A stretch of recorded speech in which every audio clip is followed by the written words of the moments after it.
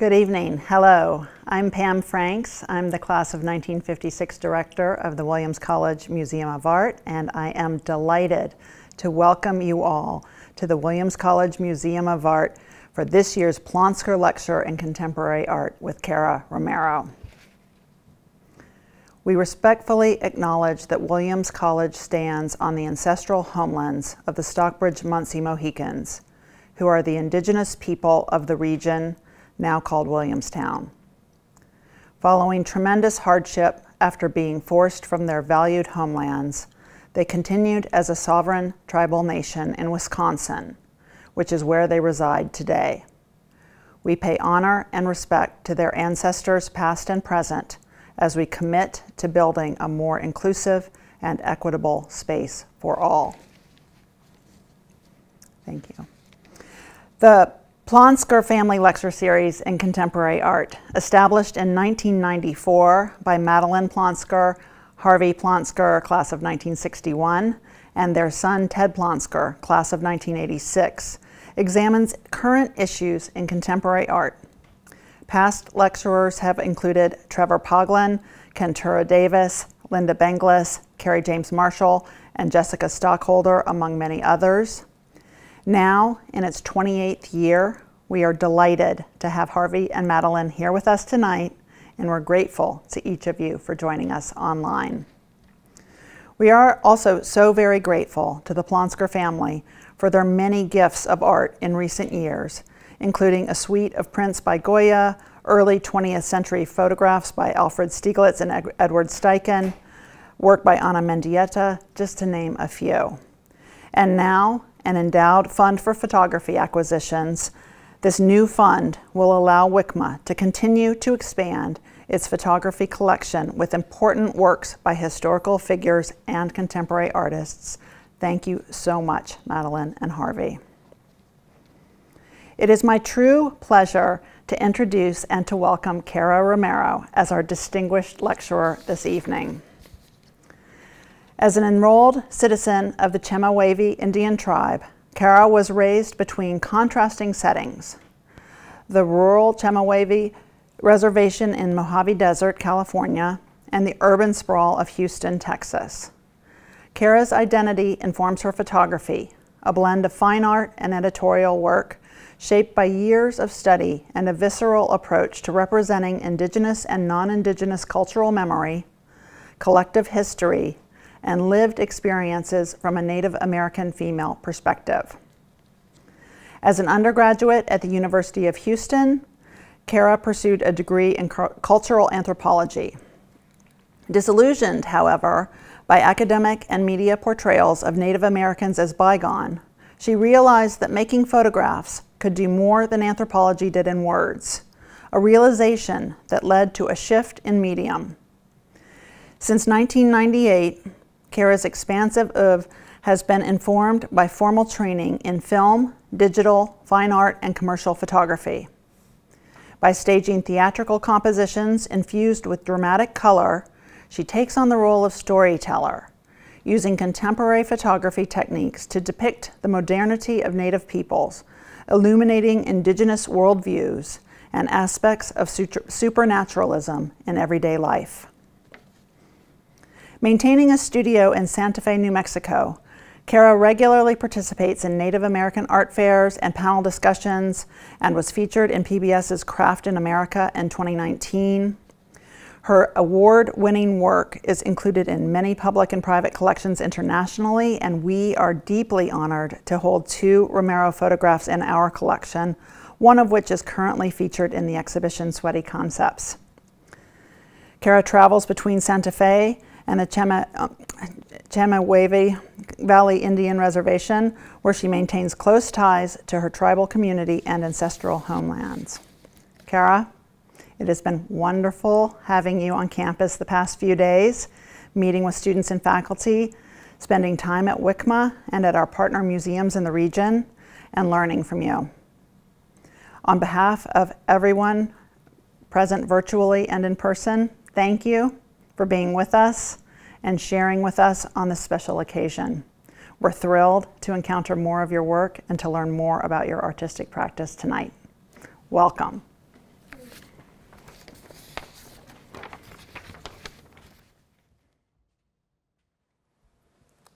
Thank you, Pam, for that lovely introduction. I'm so happy to be here this evening. My name is Cara Romero. I'm an enrolled citizen of the Chemehuevi Indian Tribe, and I'm also a contemporary fine art photographer. Thank you for inviting me to lecture this evening. It has been a wonderful visit to Williams College campus this week, as well as a visit to the museum, the Williams College Museum of Art, and others in the area. So thank you so much for also that lovely land acknowledgement to the Stockbridge Munsee Band of Mohican Indians.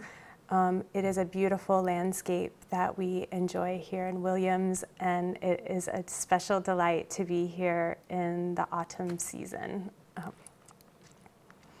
So I would like to go ahead and share my slides. I was born in 1977 in Inglewood to interracial parents. And then in 1979, my entire family, mother, father, grandparents, aunts, and uncles relocated from the Los Angeles area to the Chemehuevi Valley Indian Reservation in the heart of the Mojave Desert. The reservation is very rural and very, very beautiful. We have 41 miles of waterfront property on the California side of Lake Havasu, which was once the Colorado River and has been since dammed up to form Lake Havasu. When I was growing up, my grandmother was chairwoman of the Indian tribe. We have and enjoy a great amount of gender equity in our tribal reservation, meaning we have shared governance and always have between men and women.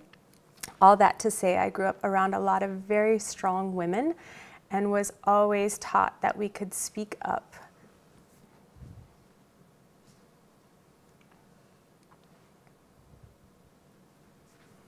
To share a little bit of the cultural landscape that I'm from the land of Joshua trees and cholla cactus, desert patina, and 30 days over 120 degrees in the summertime.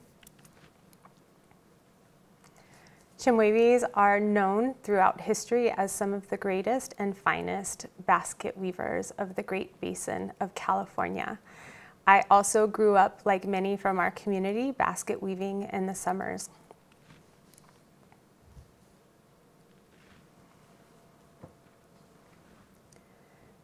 In the 80s, my parents split, and at that time, I moved from the Chemehuevi Valley Indian Reservation and started a next chapter in my life where I went back and forth like many kids from split homes between parents. My mother had moved to Houston, Texas in a majority-minority school district where I went to schools in Alief, Texas. And in the summers and holidays, I went back to the reservation with my family on my dad's side of the family. This created a very much an interracial and intercultural experience growing up. One of the things that I realized very early on going back and forth between the reservation and the city was that people from outside of the reservation really had no idea about modern reservation life, about modern Native peoples, and that everything that I experienced in mainstream school, media, and education was really an inaccurate and misrepresentation of modern Native peoples. As fate would have it, as a cultural anthropology major at the University of Houston, in my senior year, I took my very first black and white photography class from a wonderful instructor that changed my life named Bill Thomas. It was the first time that I had ever picked up a camera and already knew that I wanted to tell a modern story of Native peoples, but I wasn't quite sure how I was going to do that. I wasn't sure if that was going to be through textbooks or professorship or what my pathway would be to be able to create an accurate representation, not only for my community, but for other Native Americans in the United States. One of the wonderful things about Bill is that while I was very behind in the technical abilities that photography takes, he would put an emphasis on content. And I did not struggle with finding content. I always had a lot to say. Photography was an instant love, a very healthy compulsion. From the very beginning, I always wanted to get better. I wanted to master the technical. I wanted to tell more stories. And so I did what 20-year-olds do, and I ran off to art school. At that time, I ended up at the Institute of American Indian Arts in Santa Fe, New Mexico, a brilliant tribal college that's been around since the 50s that invites Native Americans from all over the United States to come to school to learn formal mediums of art. I studied black and white film at the Institute of American Indian Arts during a time where everything was transitioning very quickly over to digital arts. And so I found myself again at another intersection and decided to stay in school and go to school for commercial photography. I did that at Oklahoma State University. All of this life journey of being biracial, intercultural, film, digital, created many and some of the intersections that appear in my art. I say that because for a very long time I felt very lonely and alienated, and that I didn't quite fit in anywhere. And so art in that way saved my life as a vehicle for communication cross-culturally, as well as a medium of communication for who I was and how I felt in this world.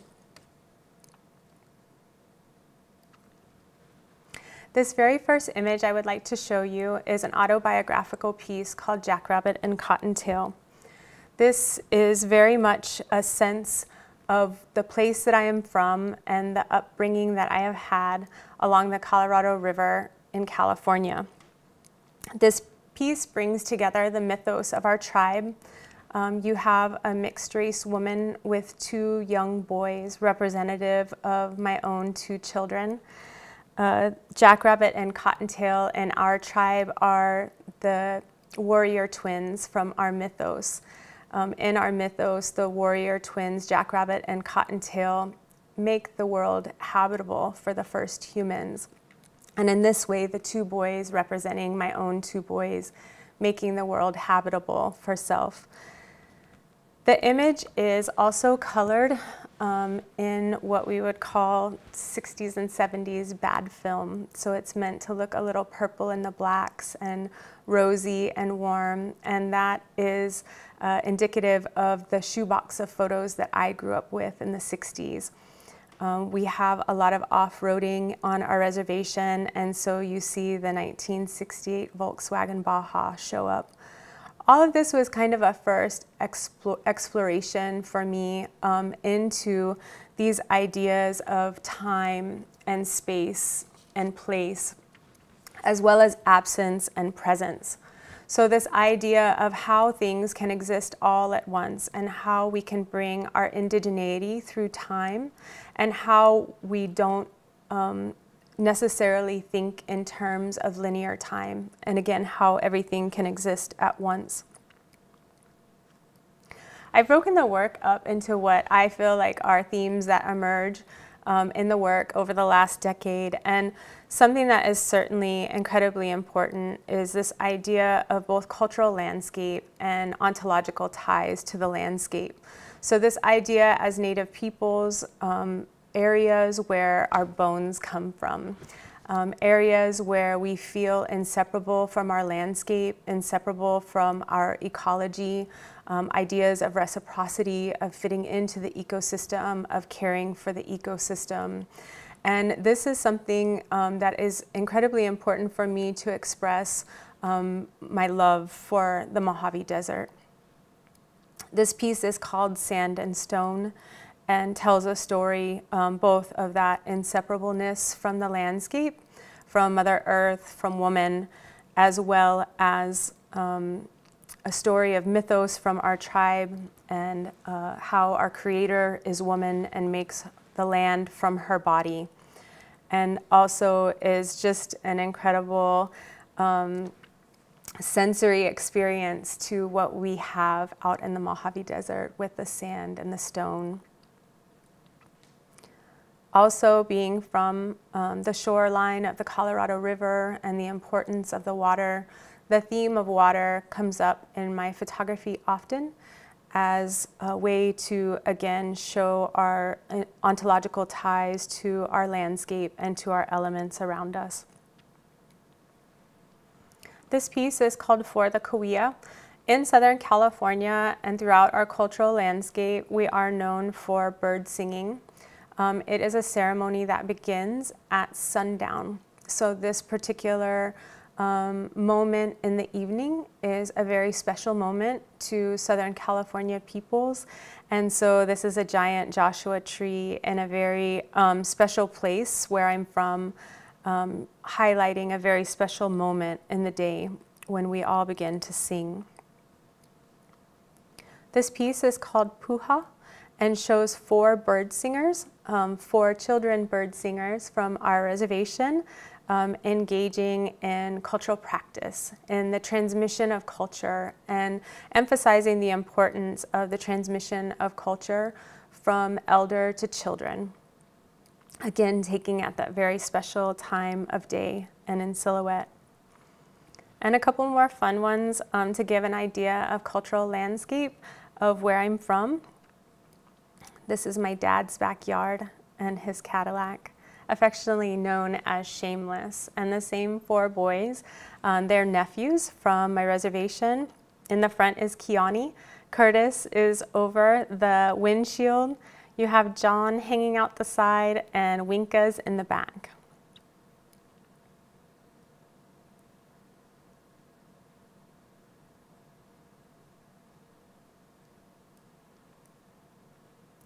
Another theme that's very important for me that emerges in my artwork is this idea of environment, of environmental impact, of environmental protection, as it's associated and wrapped up with cultural perpetuation, traditional ecological knowledge, the health of our ecosystems, of our abilities to create our traditional arts, to practice and perpetuate our culture.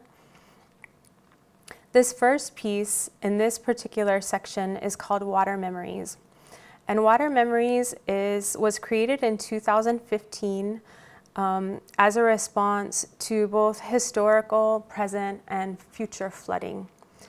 I had conceived of the idea in conversation with my friend Ariel Derringer, who's from Alberta, Canada, and had described how their land bridges had begun melting and how they were experiencing flooding in the north that they had never experienced before, and how Indigenous peoples are experiencing the impacts of climate change in a disproportionate way.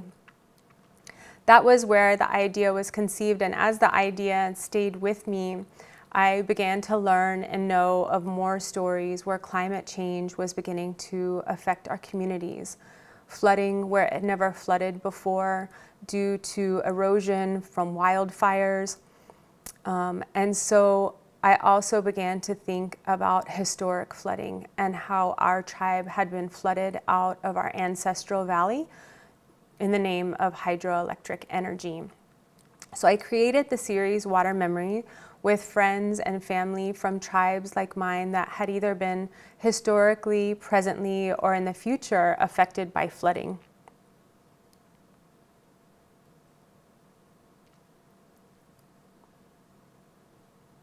This one features Chinupa Honska. He is from the Mandan Hidatsa Arikara tribe.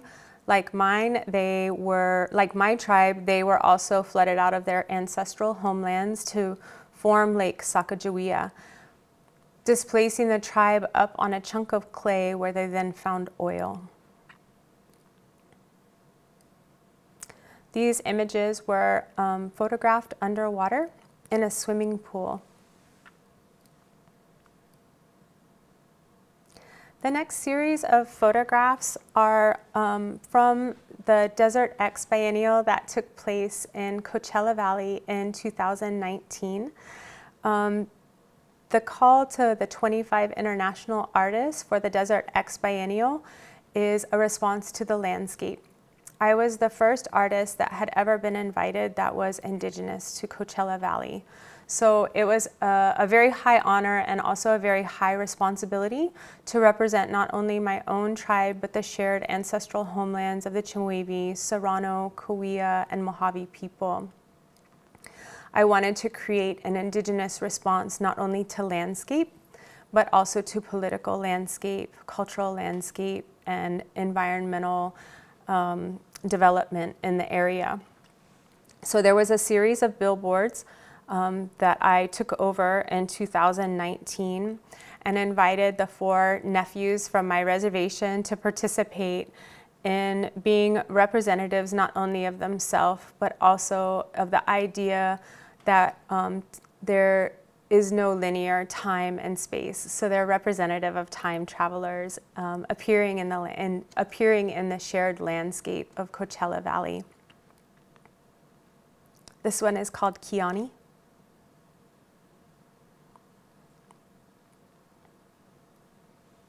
This one is called Indian Canyon and evokes a sense of the shared belief in Southern California that our spirits and our ancestors and all those that came before us and that are alongside us are also in the landscape experiencing changes as well as still protecting sacred sites.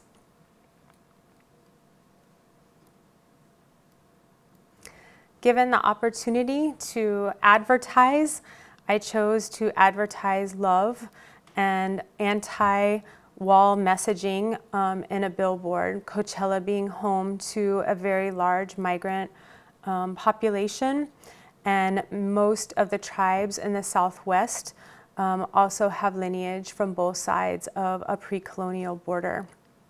Each of the 4 boys in this photograph have ancestry that from both sides of the border that predates the colonial border. I thought it was very important to respond to political landscape in the Southwest.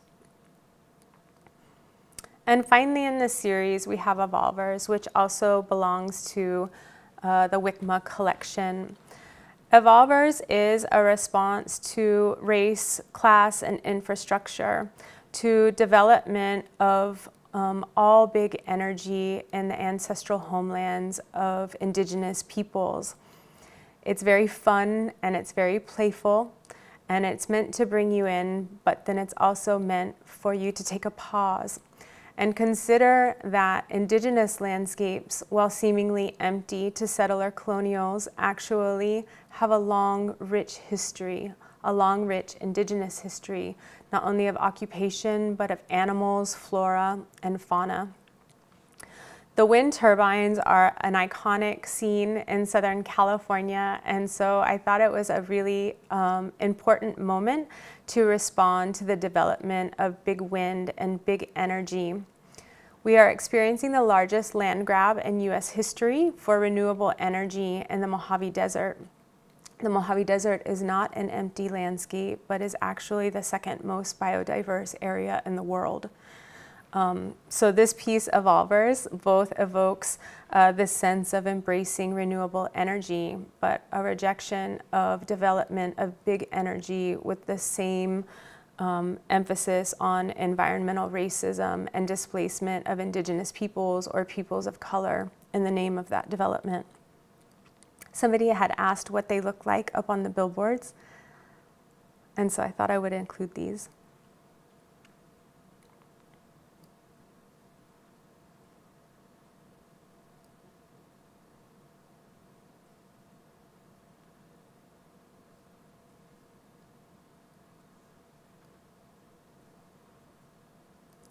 The next section of slides is one that I have a lot of fun speaking to, and it's this idea of pop culture and our indigeneity. This idea for pop culture and indigeneity really was an aha moment for me, coming from the Institute of American Indian Arts, kind of backtracking a little bit, backtracking 20 years. I had started out in a medium that was quote-unquote non-traditional for Native peoples. Photography, there are certainly incredible Native photographers that came before me, When I entered into making contemporary Native photography in the late 90s, I did what most students do, and that is emulate what is out there. And when I was emulating what was out there, the whole genre of Native photography had really been defined from outside of the culture by incredible ethnographic and documentary photographs by Edward Curtis. Photographs that are beloved but highly problematic. They really captured the imagination of the world over, but also stagnated the imagination because we were not the vanishing race that he proclaimed to be documenting. And we went to live on, and we went to live on and become very modern people, and still those photographs appear as a pause in time. And so when I came to make photography in the late 90s, I can remember thinking it was a good idea to, ask my friends and ask my family to dress in regalia, and we would find a spot that was void of any modern context, no buildings, no city life, nothing modern was to be in the pictures. And there was a moment of disillusion early on where it was kind of funny. I thought, we don't even do this. What am I doing, right? And that moment was definitely a really powerful turning moment for me, where I began to find content that was far more authentic. For me, this idea of showing not a glimpse into our cultural privacy or into our culturally private ways of being, but instead placing us in modern context and expressing to the world that we're very astute in pop culture, that we understand and we are in academic settings next to you, and we are experiencing pop culture and sub-pop culture right next to you.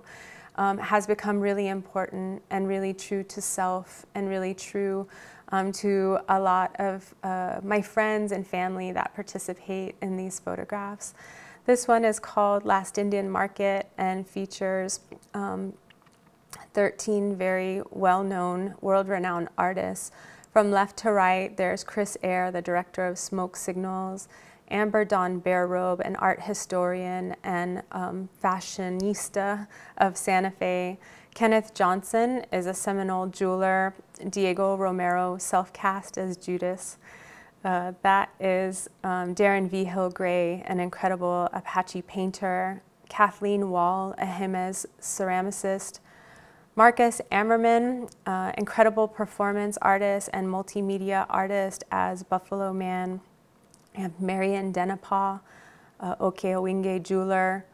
Pilar Agoyo, known for her incredible wardrobe making in the film industry of New Mexico. Steve Lawrence, husband to Marian Denapaw, and an incredible jeweler as well. Chinupa Hanska Luger, Linda Loma Haftawa, and America Meredith. I love this piece because it also shows this incredible intersection between documentary and imagination. This next piece is called Coyote Tales #1 and also belongs to the WICMA collection. It is one of my favorite pieces, and this story tells, this photograph was conceived of with an idea of wanting to portray how Native people and friends and family have not traditionally been represented with not only pop culture, but with these ideas of sub-pop culture. And that was really kind of the beginning moment of this photograph, where I wanted to express this love of lowriders, this diaspora across the Southwest United States, from not only the motherland of lowriders in northern New Mexico, but all the way to Los Angeles, and then another intersection between Native American culture and Latina culture. And so that was really the very beginnings of this photograph. It's photographed at nighttime in front of a very iconic bar and liquor store in northern New Mexico called Saints and Sinners. And this sign for me was really a draw to be able to, again, say so much in a piece about judgment, about youth. And as I wanted to tell this story, there was a lot of problem solving involved. And so the idea of Coyote came to me. Coyote, again, drawing from our mythos in California, is our beloved trickster. And Coyote shows up often when there's a cautionary tale to be told, or when people are going to make mistakes and we're to learn vicariously through those mistakes. So to have fun in youth and to paint the town red and to be in the situation but know that Coyote is there is to know that mistakes will probably be made this evening, but that like we still love Coyote, we'll have patience for humanity and forgive ourselves.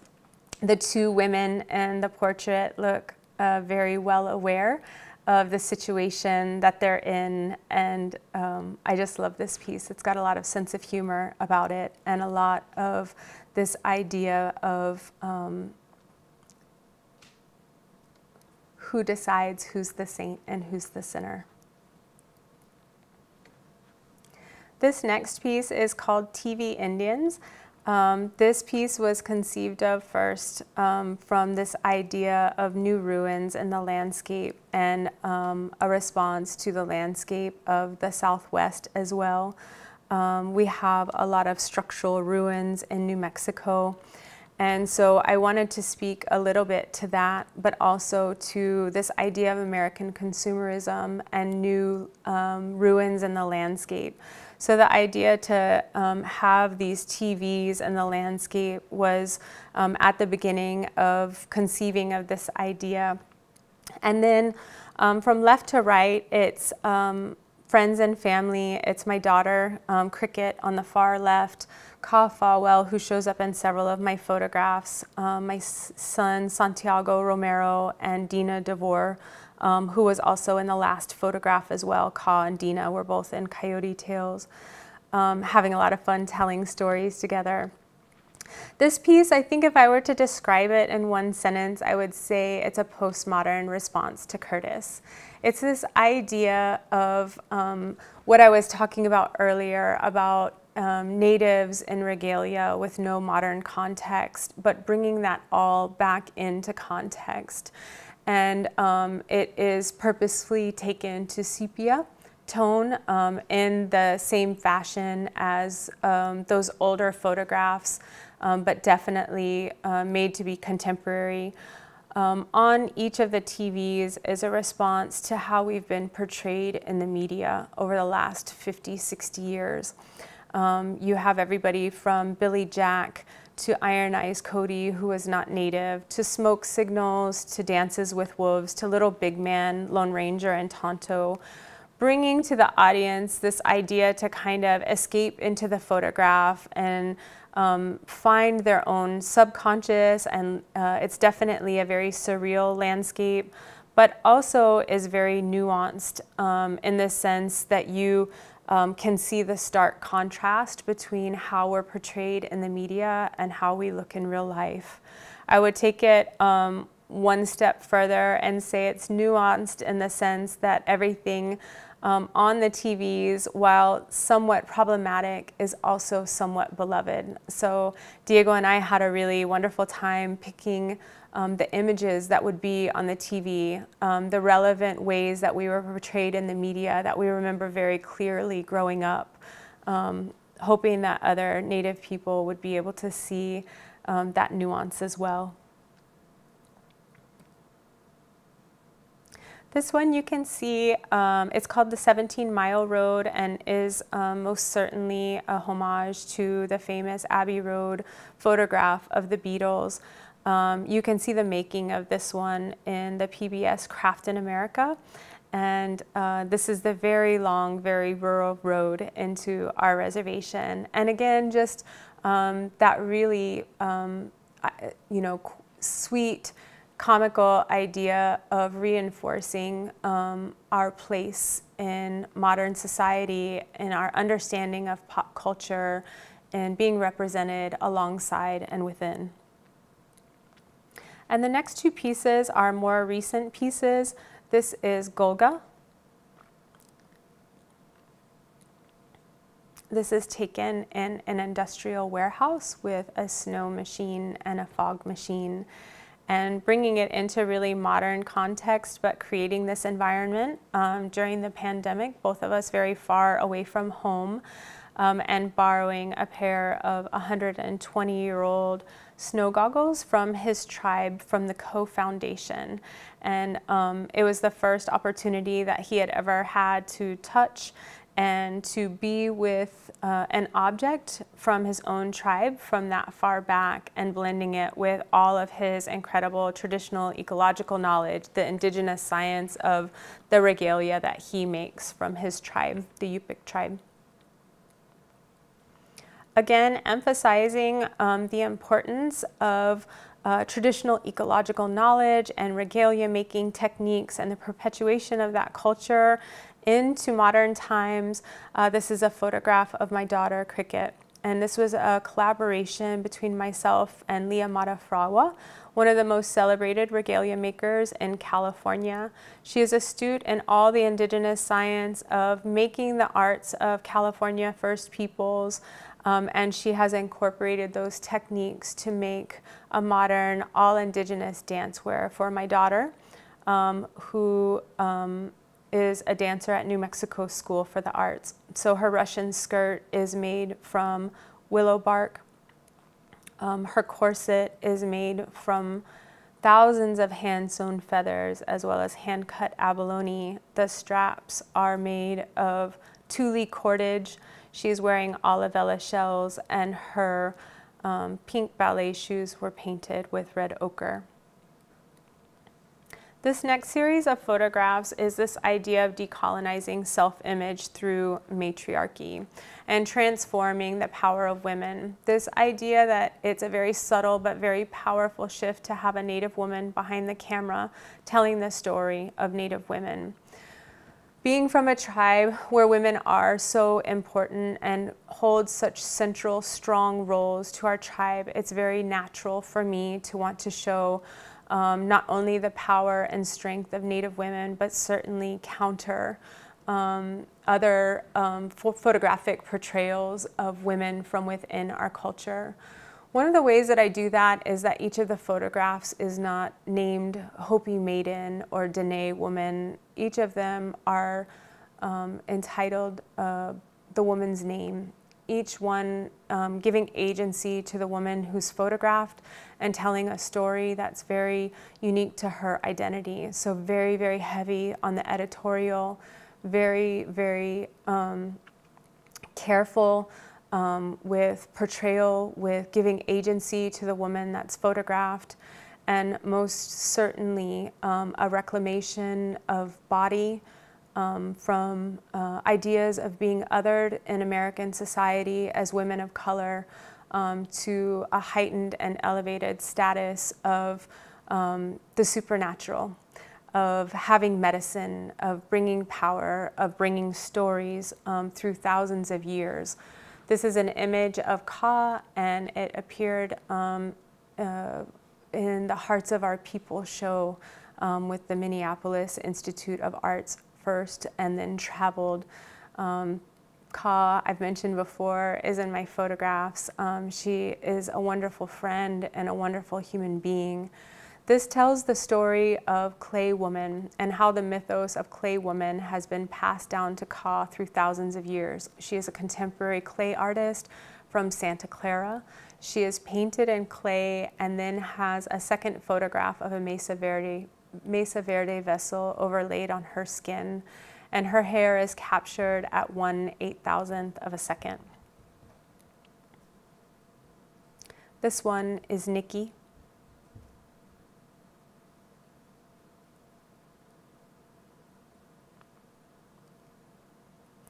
The next section of images is First American Girls, and this was conceived of from my husband and my mother-in-law's love for dolls, and then having an 11-year-old daughter that is Native American, that we had no way to impart an accurate representation in doll form to her. We began looking around when she was little and quickly realized there was a paucity of dolls for Native American girls. And what we did see out there was very disappointing. Counter to the disappointing dolls that we saw that we might be able to give to our daughter, we saw dolls from other cultures and from other genres like G.I. Joes and the attention to detail and historic accuracy, in contrast to the dolls that were at truck stops and paid no attention to the diversity, to the regalia, to the beauty, to the historical accuracy of our women. And so I thought I would make these life-size doll boxes and do an accurate portrayal of First American girls. This one is Naomi. She is from northern Chumash.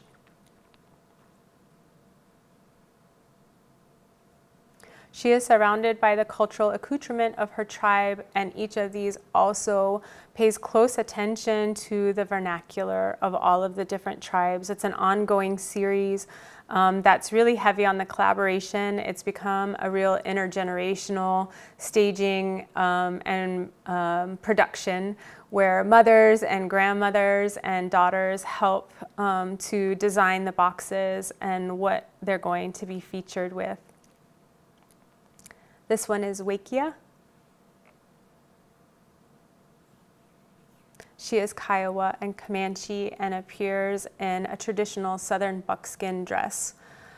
This one was very much in response to this idea that most of what we do see are Plains Indians, but they even get those wrong. This one is Julia. She is from Cochiti and San Ildefonso. And this one is Amber Morningstar. She is from Choctaw, Mississippi and Oklahoma. And finally, my work from this year has been in California. I received a grant through the Indian Collective to make a body of work to bring visibility and awareness to the struggles of the First Peoples of the Los Angeles area and Southern California. We experience a heightened amount of invisibility, of erasure, and one of the most brutal colonial histories in the United States. Important to that history is that there are 55 unratified treaties and 19 non-federally recognized tribes along the coast of California. By no mistake, those areas where the tribes are not federally recognized and never received recognition nor land are in areas very rich with gold and oil. I also wanted to tell the story that's important to tell around the United States, that many of our large cities and industrial empires are built on holy land. That these places were holy and places of creation for many of the first peoples across the United States. And that is the original stories of these places like Manhattan, like Chicago, like Los Angeles. And so not a gentle, but a very important reminder to think of these places as First Peoples do, as a holy place, as a place of creation. Los Angeles, to many tribes throughout the desert and throughout Southern California, is a place of creation. It is where the very first peoples of Southern California emerged from, and that great ocean woman from our tribe is the creator in our mythos. We spent time in the area finding areas that were not developed, giving us an opportunity to put our feet on the ground. and to be able to tell the story of oil and gold in California. This one is taken in front of a refinery in El Segundo and speaks to the displacement of Southern California peoples and the waves of colonization, but in particular, the displacement of indigenous peoples in the name of oil and gold in California. And finally, I'd like to finish my presentation also with a very important photograph that I took this year working in community as a guest in the homelands of the Tongva, Kizh Nation, Gabrielino peoples of Los Angeles. I was a visitor in their territory and came to the place to tell a story of intertribal celebration, a story of the relocation of many Southern California natives to the Los Angeles area, which was how my family and many, many other families ended up in Los Angeles through the relocation and termination era of US history in the 1950s. The story that I learned when I was there about the Tongva peoples was of a people that still exists to this day. And so we did a public art series in Los Angeles that centered not an intertribal celebration, but instead centered and upheld that we were on the lands of Tongva. This piece is of a Tongva descendant, Coyote. She is an incredible artist and illustrator. And we took the time to create a piece about her story, about her family's story, about remembrance of the stories of her grandfather as an abalone diver. We spent time in community with family and aunties that brought their traditional headpiece of giant keyhole limpets and fishing nets and baskets and cottonwood bark skirts to tell a very intimate story of this person named Coyote, who is a descendant of the Tongva peoples of Los Angeles. Thank you so much for having me this evening, and I hope you enjoyed the lecture.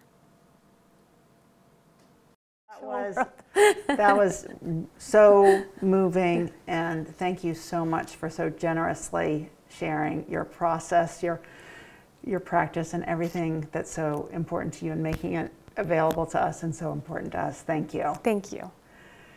So we're having this hybrid event, and I'm getting Q&A here that are coming in through the Zoom, and I think I will just start in with the questions that audience members are sending in, and then we can have a conversation from there. So to start, I have a question from a colleague at WICMA, Sarah, and she asks, are you interested in candid photography, or does that not allow for the storytelling as you conceive of it?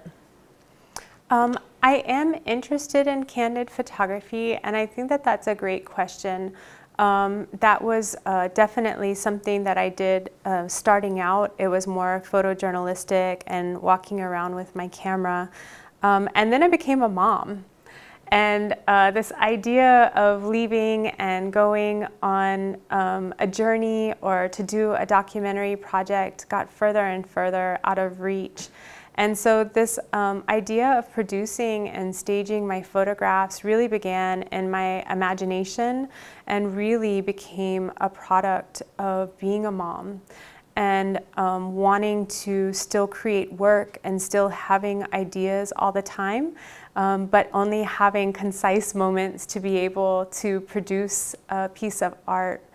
And in that, I tried it, and then the amount of content that I was able to layer into the photographs.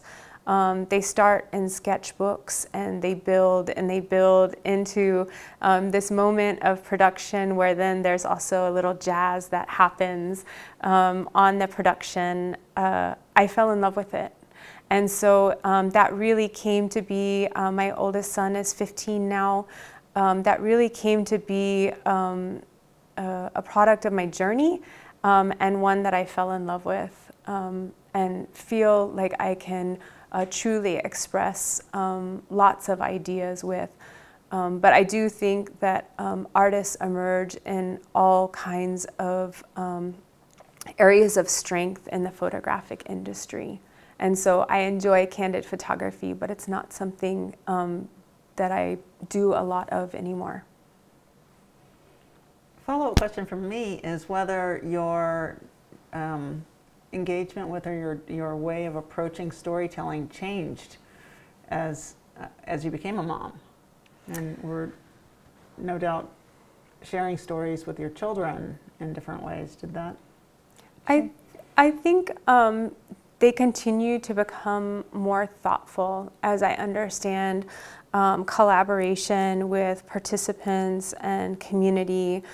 Some of them come from autobiography, and some of them come from inspiration from outside ideas and outside people.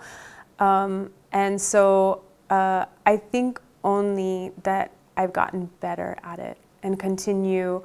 I think with that very first love of photography that I had, that I never wanted to stop, that I always wanted to get better, I still have that. Still lots of stories to tell. Not enough time. I hope there's a lot of time for your wonderful stories. Okay, I'm just reading from a distance. Here's an important question. Do you believe the non-Indigenous people receive the message conveyed so beautifully by you in the highway billboards? My answer would be that I hope so, but I would say that my very first audience is other Native people. And my experience in creating work that first speaks to other Indigenous peoples is, I don't always like the word authenticity, but I think it kind of evokes what I'm talking about. It keeps me true to story. It keeps me true to universal themes of struggle and identity, and you know, my autobiography as it might connect with another Native person. And so by having that dialogue between each other, I hope that I draw on a sense of humanity that transcends all cultures. And that is something that I ask myself when I've made a piece. Is this something that any human can understand? And I think that while it's not, I think that the answer is yes. I think that the answer is that people do come to the photographs, and there's enough humanness that I've created in there that people understand the stories that I'm telling. Wonderful. Our colleague from the art department, Holly Edwards, asks, your talk began with images of landscape and place and recognizable scenery. Your last image was quite otherworldly. Can you comment on that transition from land to spirit? I really try to make work that I'm inspired by in the moment. And I think I used to be much harder on myself because everybody has their different styles of practice. And I know other artists go out there and they say, I'm gonna make this series, and this is what this series is gonna be about. And at my age now and 20 years later, I make the next thing that comes to mind. And I feel like when I've been inspired and when I've conceived of an idea, there's a certain amount of fire or passion around that idea, and that if you don't stay with that idea, it might go away. And so it's been always important for me to like chase that fire. So I guess the answer is I do what I'm inspired by in the moment, and I really don't think about that too much. Thank you. An unnamed attendee asks, the lighting appears to be a critical component. Do you test for light on location before gathering the people who appear in your photographs? The lighting is an important component and part of that duality or intersection that I spoke to on my long, crazy journey of photography. And for me, lighting became something like when we were talking and learning in school about color theory, they don't ever teach it, but I really think that there's lighting theory in photography, especially when you go to school for commercial. They talk about it a little bit more, but it's extrapolated from these ideas of art. And so when I was able to combine those, you know, you think of lighting for like advertising, you know, there's certain styles that you use for certain reasons, but certainly that can translate when you're trying to tell a story. And so I use those, I guess, more controlled lighting techniques for me in kind of a psychological way. So when things are high fashion and high contrast, you know, you kind of psychologically absorb that these are modern and these are contemporary Native peoples, I think is how that communication kind of happens. I do give myself time to make sure the lighting is correct, and I also have a skill set that I can be pretty fast with it. So the answer is both. If I have a really like set idea and it's kind of like going to be complicated to produce and pull off, I'll take a little bit of time and give myself 2 days, and I'll go in and I'll set up the lighting. And then when I bring my friends or family in and you know, having their precious time participating with me, I like to be ready. That being said, sometimes you don't have that time, and so you have to work fast. Thank you. So our colleague from WICMA, Christina Yang, has a question. She is struck by many of your headdresses and your mention of the power and magic of birds in your work. Can you speak to that extension of your subjects' bodies that project wildness, spirit, expression, or something otherworldly? I think that that's a beautiful observation, and definitely something that is in the spirit of the community where I'm from. And I can't speak to all Native communities, but I imagine that that is true as well.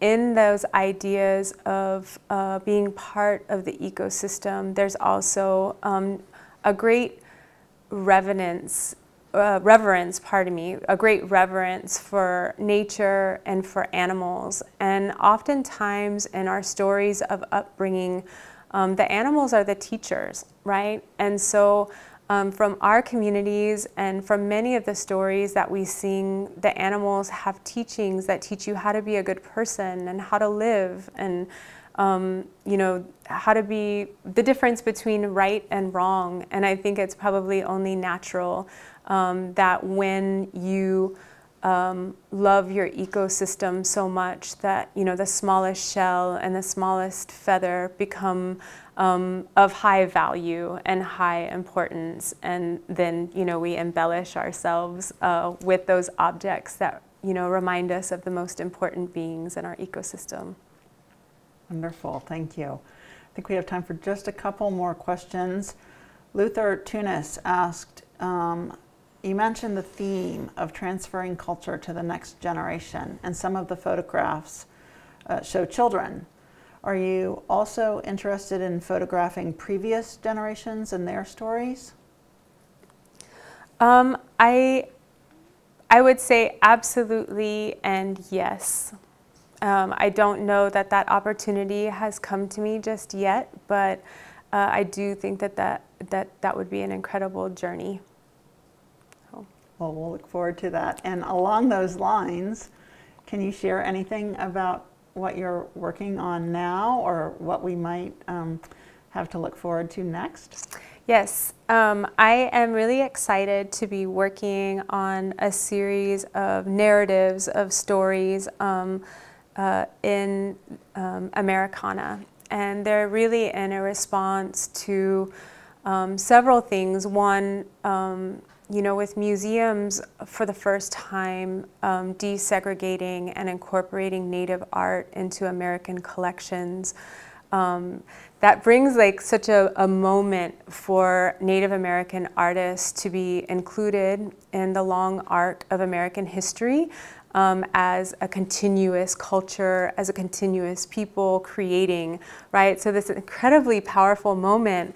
But I thought, what if there was also this incredible retelling of all of the decades that we were left out? And so without telling too much, I will be retelling some Americana from Indigenous perspective over the next year with lots of fun lighting and theatrics to kind of evoke different periods in American history. So, sounds fun, huh? Sounds so exciting. I'm so excited. So exciting. Well, thank you, Cara. This has just been such a beautiful evening. Thank you for your wonderful words and sharing your insights and everything that you've shared with us tonight. It's just been such an honor to have you with us. Thank you, Pam. Thank you to everybody that tuned in the virtual world as well. And thank you for having me. Oh, it's been such a pleasure. Me too.